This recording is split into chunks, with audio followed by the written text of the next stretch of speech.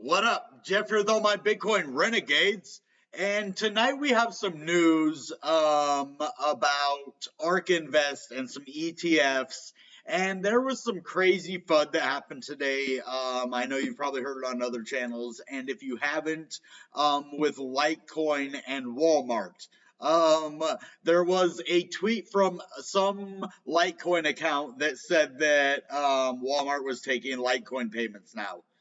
Payments in Litecoin, and that is absolutely not true. So we will go in and talk to that about that. We will look at the price of Bitcoin. We will see where we think Bitcoin is headed from here. And I think that we will also talk about the graph. I made a nice little purchase for the graph earlier. What I did, I had already traded my graph back to Bitcoin, and then I just traded now Bitcoin back for graph when it went back down.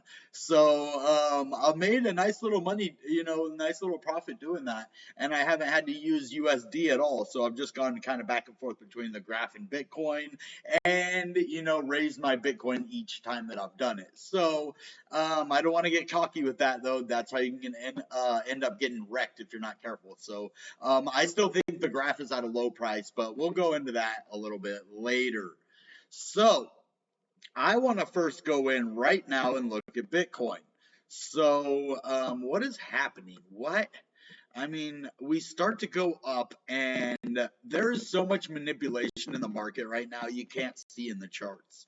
But these giant price swings, yeah, Bitcoin is a volatile, crypto. Crypto is volatile. Bitcoin is volatile, right? But it is crazy volatile lately, and things aren't normal for Bitcoin. It's being erratic. Like, it'll go down and then way up to 46 again, and then down, up to 46, down. I mean, where is that $46,000 pump we just had? Right here? But this was up at, okay, that was 52. Okay, never mind. I'm like, but this was up there. Okay. But you can't quite see with everything right here. Let's try to erase it and see if we can't actually see. It's really hard to tell where these two lines are at. I want to get closer. Let's get closer. Here, let's even zoom in. And then even closer. Okay, here you can clearly see the lines. They are almost intersecting. I didn't know if it had happened yet.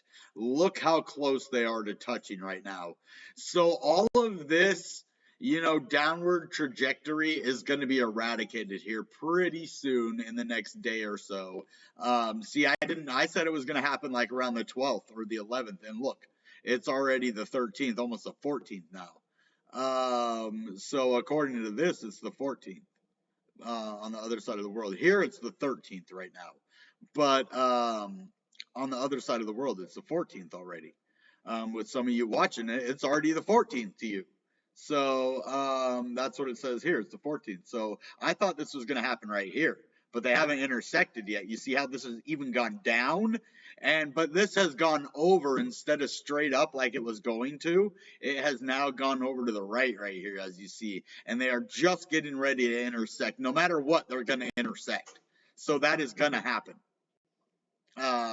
It's imminent in the next, whether it's going to be the next day, today, within the next few minutes. That looks like about a day to me. I bet the next day, by the 15th, I don't know, maybe even the latest. Yeah, it's the start of the week, so I think this is the perfect time for it. And then by Friday, we're going to have one crazy weekend. See, that's what I think is going to happen. I think by the time these two intersect and we get even a nice week, the weekend is going to look beautiful. We're going to see maybe back up into the $50,000 ranges if, things work out the way that they are looking. And we got to confirm it with some volume too. So those are just things we got to keep an eye on. Now, are there any other patterns that I see that will, kind of confirm, hey, this golden cross is going to be bullish? Okay, well, I am still seeing like a descending wedge now. It's more of like, yeah, descending wedge. You could say it was a descending triangle still, or that it didn't break out, but I wouldn't even say that. So I'm still looking at inverse head and shoulders. That's what I'm seeing, either right here or right here, depending on what we're doing here. But we are having a big old head right here. So if we don't go up here sometime soon, then that's going to invalidate this here head and shoulders pattern. So we need to keep an eye on that and see what's going to happen. So hopefully we go right back up to the $50,000 range, and if that's so, then we might have another cool off right down to like 48. And then here, I'll even show you what that could look like. If we go back up because of the golden cross, end up right back around 52, and then we go down to right about 49, maybe, yeah, 48, 49.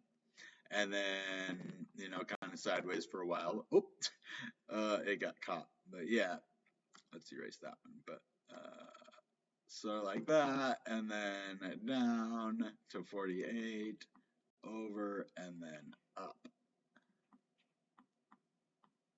And then, yeah. So that would be a nice inverse head and shoulders. So you could say that, that, and that. Actually, it would be that one. Now, if we want a bigger one, then what would happen would be different. Let's erase this one.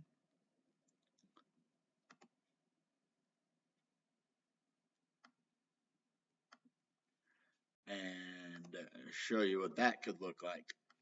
So we go up, but this one, you know, say we might go down a little bit, say way up even more, and then maybe we even go back down and touch the 200-day moving average again, right? And then boosh, and then we're talking big moves. Okay, so this would be a beautiful head and shoulders, and that is not quite, I wouldn't even want it to go that low, but it could, but I would say maybe even right here at 48 would be fine, or 47.5, you know, but that could be a nice inverse head and shoulders, and that would blast us completely off. That would be this one, and this one for a nice, crazy inverse head and shoulders that would just blast us up to high rates. Let's see how far that could take us. I mean, you would go from the bottom of these to the top right there, probably, and then yeah, so it would take us probably around 60,000. It would, yeah, we would be close to about 60,000, I think.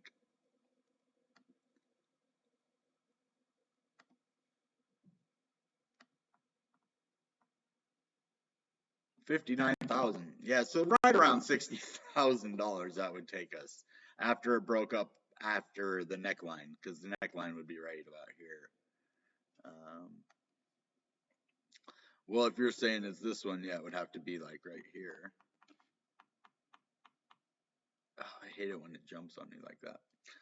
But that, let's see, Ray, so let's try to make that better.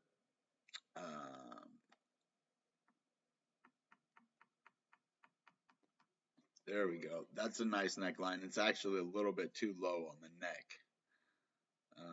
on the head part. So actually, let's try to get up a little bit higher here. Something like that.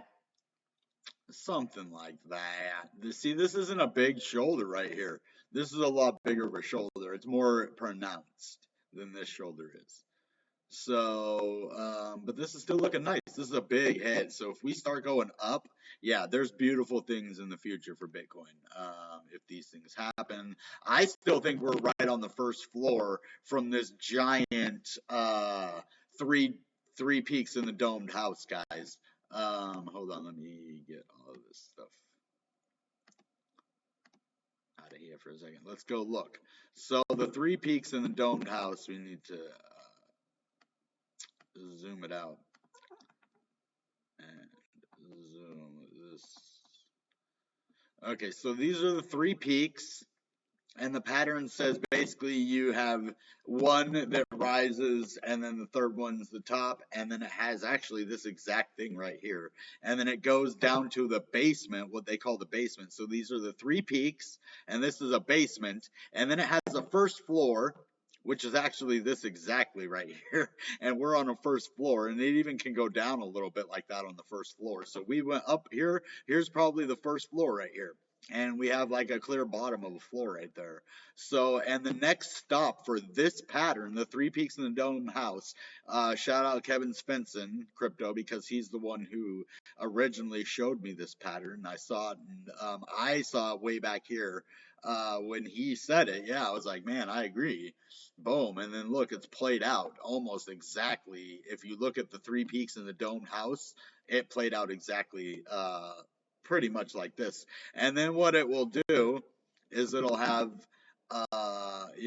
an uprise, and then a big old hump, and then down, and then it'll kind of look like another one, and then it'll dump down. You don't even know how far it'll dump, but that's what it'll look like right there.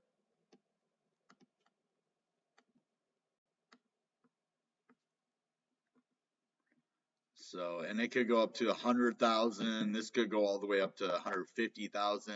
I think it's going to go to right around $112,000, right where my prediction has always been. So, we could see something like that, going forward. It's not going to look anything like that, but kind of, up and then sideways down, and then way up, sideways down, and then another little pump before dump dump.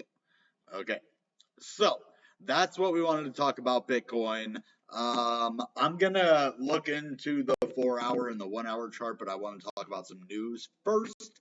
So let's look at this. ARK Invest targets Canadian Bitcoin ETF investments. So ARK is, I guess, thinking about getting rid of their grayscale trust, GBTC, in favor of a Canadian ETF.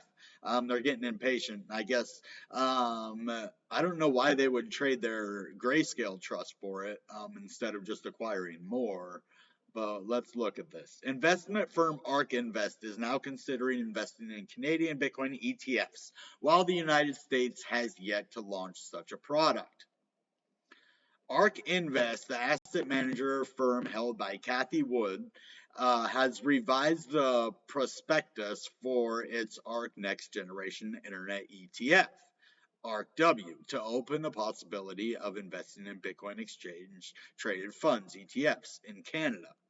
According to an amended SEC filing for the ARK Next Generation Internet ETF, ARKW, the fund may invest in the Grayscale Bitcoin Trust or other pooled investment vehicles that invest in Bitcoin, such as ETFs that are domiciled and whatever in Canada. So, yeah. And the ARK looks beyond grayscale. And so this is the part that I was like, wow, are they going to really sell all of their grayscale and buy Canadian, ETFs, or are they just going to add to their, grayscale with this Canadian ETF and double dip into Bitcoin? I don't know. According to Bloomberg ETF analyst Eric Balchunas, ARK Invest, which currently holds over 8.5 million shares of GBTC worth about 313 million, may dump its ARKW investment in Gray BTC in favor of Canadian Bitcoin ETF. Where do they get that information? Where does it say that they're going to sell and buy this instead?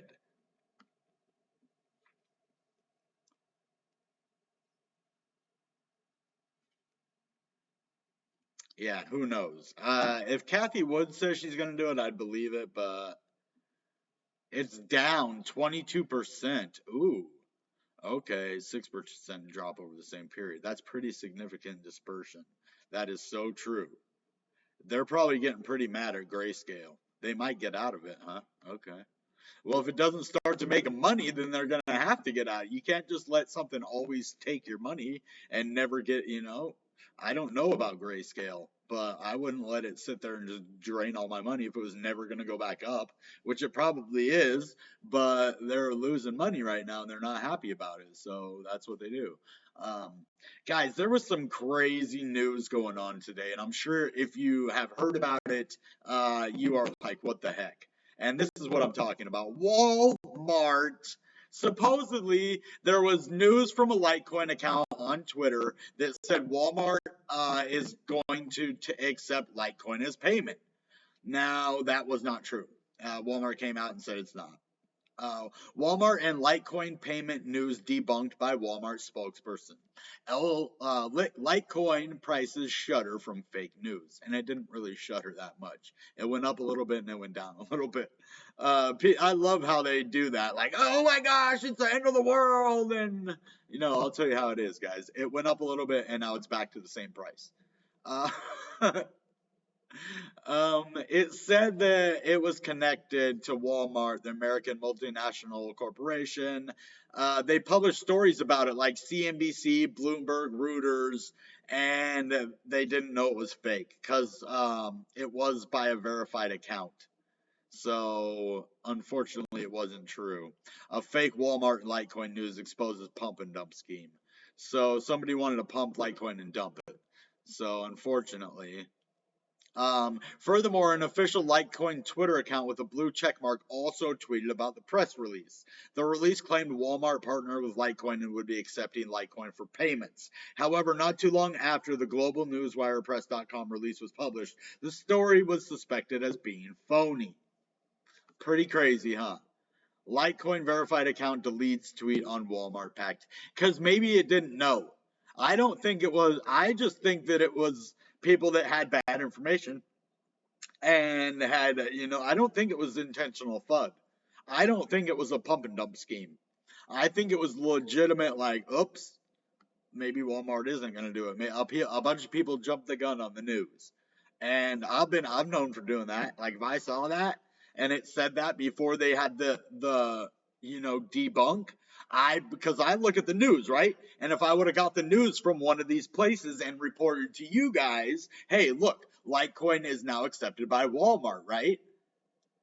And then I would have had to retract and say, well, look, this news came out. It's debunked. It didn't. I never did come out and say that, but I could see that happening if I would have read one of these news outlets that told me, that's all you can go by. And I'm sure they just went by what they saw and they went by what, so a lot of people just had misinformation. And that's why misinformation is bad for the internet and bad for social media in general and YouTube, everything. But at least we can come back and make everything right with, written word and statement being like, no, this didn't happen. Yeah, they tricked us, but it's not true. So all the damage, most of the damage can be undone at that point. So now let's go back in and we will take a little closer look at Bitcoin. I wanted to look at like the 4-hour and see if there's anything imminent on the horizon that could warrant for worry or for, joy, or if it's just looking boring. And it's not looking boring to me. It's still looking like a descending triangle, and I don't necessarily like that. I could live without it because we're really getting to the bottom here. We went to 42. Yeah, we're at 44, the last couple of days we've hit down to. Where did this one even go? Did it go down to, only 44.1, but it was almost 43,000. Did we touch 43 at all? Yeah, right here. We did touch 43, 43.4. That was our low. So you could definitely say that this is a double bottom. We should have blasted off right here, guys. Honestly, this should have been a double bottom blast off. And we did. Look, we actually went from the bottom of it to the top. So this was an actual double bottom blast off that got rejected by the 50 and the 200-day moving average. That is the problem when what we've reached here on the 4 hour. And let's look at the day on the where those two sit at and where we're at. And I think, yeah, that's a huge problem because we're right underneath of these. I think we might have the 50-day for support. We got to get really deep in there real quick and see. Remember, we can't see it unless we really zoom in. Zoom in, guys. Come on. You got to help me out here so we can see this thing. Oh, there it is. Okay, now where are we? We're below both of them now, guys. Uh-oh. Uh-oh. We are now, this is why we're having so much problems right now, everybody. And I was wondering what it was that was keeping us down. And it wasn't really, it was the 200-day moving average that was keeping us down before, and we were above it. But as soon as we sank under it, we've been having a really hard time staying above it. Yesterday we went way above it and then decided that we were going to come way back down. We had a rough day yesterday. And then the starting of today, this weekend was really brutal.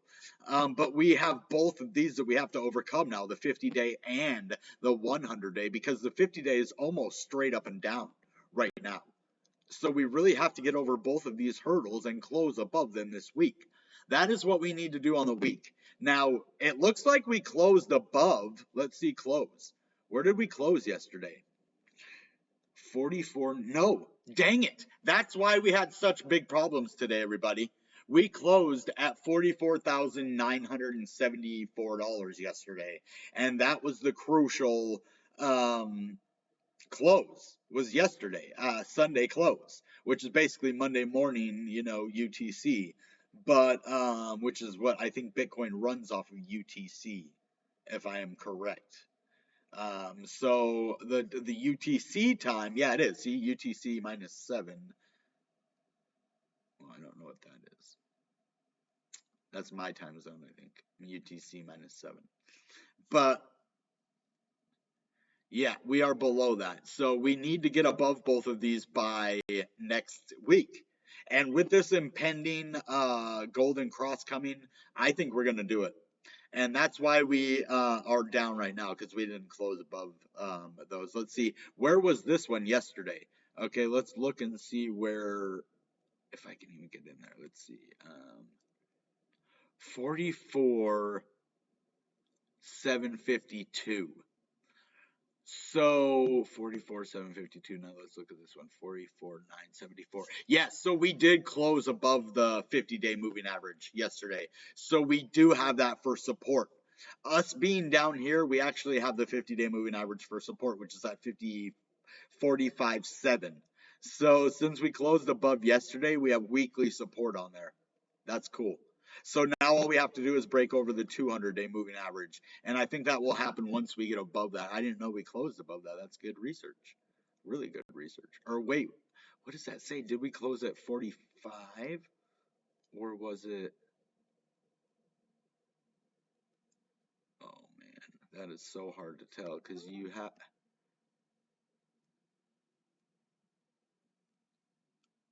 Yeah, you can't tell.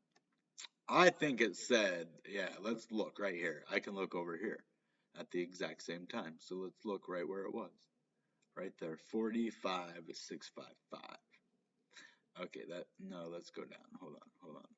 Where is close at? Close is on the other side of it, right here though, right? So yeah, that's actually right here. So we closed below. This to me, yeah, because it says 44,974, and it looks like the line is at 45,709. So doing my own research, I say we close below the 50-day moving average, unfortunately. I looked for a second. If you go over here, it does say that we closed above. If you can get right on only the thing, but I don't know if you can actually. So yeah, but right here is, if you look, 45,673, and that's right where the 50-day moving average is at the closing time. So unfortunately, we have turned both of these into resistance. I'm sorry. I was getting excited that we had one as support, but no. My further research concludes that it is not. support, and now that's why we're having such a hard problem getting above these levels. That makes sense. So we need bullish news. I'm gonna check if I see anything on the 1 hour, because there wasn't a whole lot except descending triangle on the 4 hour. So let's see if there is anything else that we can find. Maybe like a inverse head and shoulders, which I do see right here, which is looking beautiful. Really beautiful, actually. Yes. And we have a lot of volume right here, and I don't know if but we need more volume. So you could say this was, or you could actually technically say that this is the inverse. And if you're saying that, then you would say this. All right, cha is the shoulder. So we could have a nice little neckline breakout if we break. Well, look at that neckline. It's going to have to be something like this at an angle, right? Like that. So if we break much higher, we're going to break above it. Actually, I think it's right about 45.2 that we would have to break above. 45.3, and then boom, we could, have a nice little inverse head and shoulders right here play out. If we go more to the downside, we'll have a definite, more pronounced inverse head and shoulders pattern. This one's just a little tiny one, like right here, here, and here. But later on, if we get a bigger defined one that goes down, like if it goes up and then, like this, if it goes up and then down and then kind of like whoop, whoop, whoop, and then we're probably going to blast off. So that's cool on the 1 hour. There is good news looking on the 1 hour. Yeah, so I think Bitcoin's going to do well. I really do. Now let's go last. I want to look at the graph, because I just put another $1,000 into the graph and it's actually gone down. I bought in at 84 cents, which wasn't the best buy-in price of my. Whoa, wait a minute. Did it just go back up to 84 cents? Did I just get lucky? Yeah, cool. So it went down to 83. Actually, the price I wish I would have bought at. I normally buy at like 82 if I can, 81, and then I wait. It fluctuates between 80 and $1 a lot. And if you put enough in there, you can make like $100 every couple days, or every day actually on the graph. But if you get cocky, you will lose doing that eventually. So yeah, just never put more money than you can afford to lose. Not financial advice, entertainment purposes only, common sense.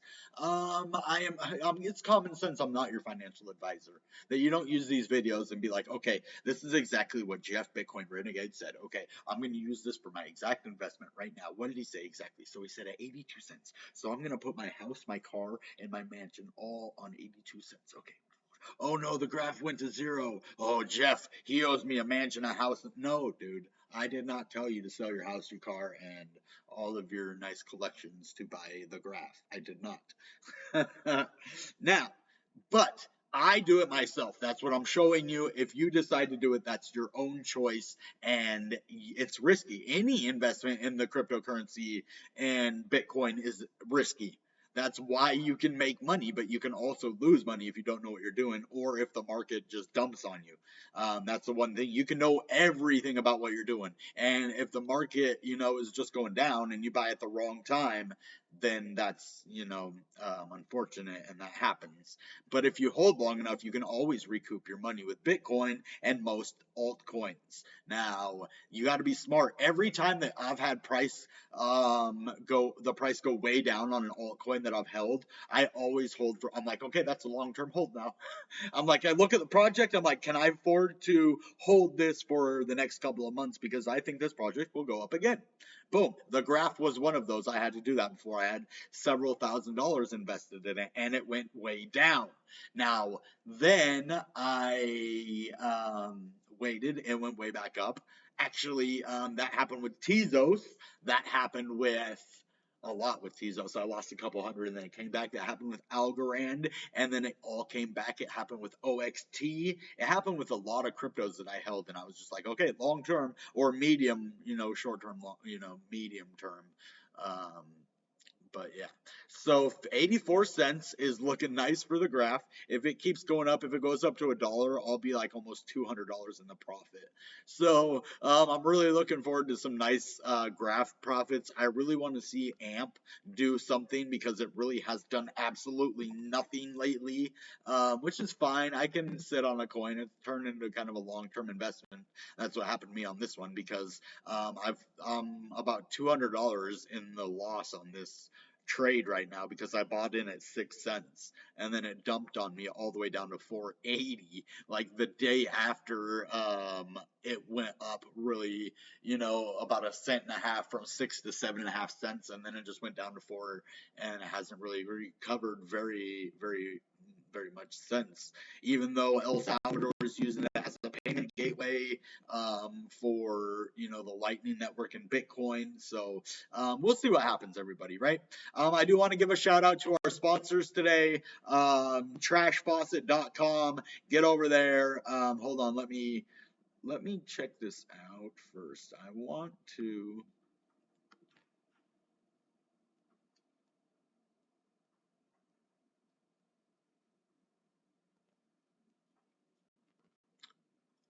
do something real quick.